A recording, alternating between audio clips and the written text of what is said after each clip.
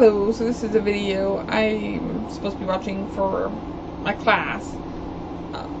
It's Least Restrictive Environment Animated Introduction.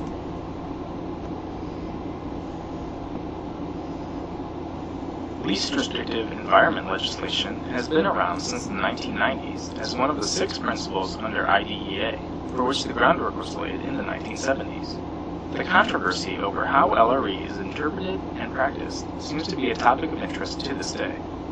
Many people use the term inclusion, but it seems as though most don't understand the true intent of the word. For example, some might say this student is going to inclusion class, as if inclusion were a place we enter and exit. In this context, we associate the term inclusion, and therefore LRE, with just the location. In doing so, it may be assumed that if we put the student in a certain location, that they have accessed their LRE. However, the intent of the law is quite different. Inclusion is not a place.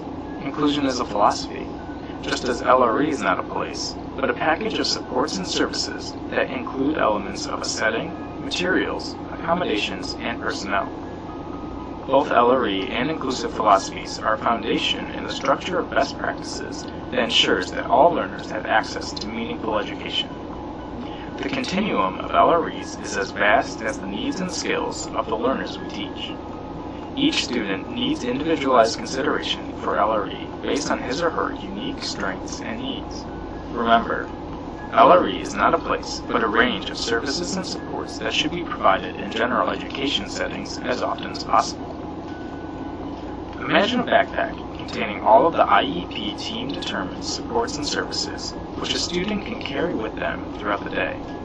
A student's supports and services package is individualized and includes their specific accommodations, modifications, tools, materials, and personnel. As the student transitions into and out of settings throughout the day, they should have this imaginary backpack with them no matter where they go. Ultimately, LRE determination should be made with these supports and services in place before moving to a more restrictive LRE. There are several critical elements in successful implementation of LRE, including IEP teams that decides LRE on a case-by-case basis, matching LRE with each learner's strengths and needs, use of universal design, differentiation, and assistive technologies, strategic use of all staff, paraprofessionals who are trained as independence coaches, and administration that build inclusive philosophies district-wide by modeling and expecting the use of people-first language and by providing time for collaborative planning practices that integrate content, function, and supports and services. Acceptance, belonging, participation, worth, and dignity. Isn't this what we want for all people? Modeling inclusive practices in youth paves the way for adults who value all people for who they are and the uniqueness each person brings to our society, workplace, and community.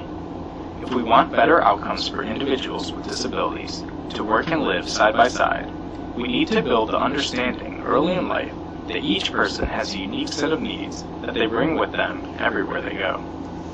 2 people completing the same job could use different methods and materials and still accomplish the same end result. Wouldn't it be nice if this were just the norm?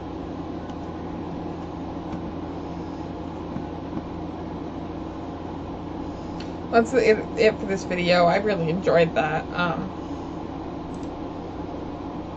And as far as his question, wouldn't it be nice if this was just the norm? Yes, it would be. But that's it. Thank you for listening.